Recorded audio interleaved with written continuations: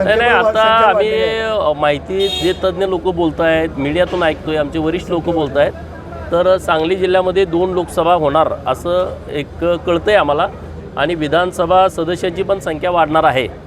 तर 2011च्या जनगणनेनुसार 2,20,000 ते 2.5 लाखापर्यंतचा मतदारसंघ होईल असं काही लोक बोलत आहेत। जर असं झालं तर बरेच विधानसभेचे मतदारसंघ आपल्या सांगली जिल्ह्यामध्ये वाढतील आणि त्यामुळे जरा आणि रंग येईल या सगळ्या प्रकारे। परवा याच विषयाला लागून आटपाडीत खासदार म्हटले की पुन्हा खासदार होईल का नाही माहित नाही, महिला बघून भीती वाटायला लागली। त्यांचं मला माहित नाही, पण जजचं अध्यक्षपद ज्यांनी घालवलंय त्यांचा कार्यक्रम होणार आहे हे मी जाहीरपणे सांगू शकतो।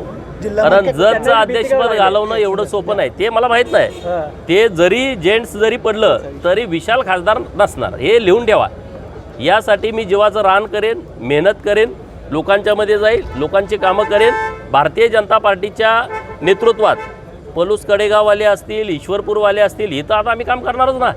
आणि त्यामुळे शेवटी जनता जनार्दन आहे, जनतेला मी पटवून देऊ आणि 2029ला नक्की कार्यक्रम करू। दादा एक जबाबदारी तुमच्यावर दिली आहे।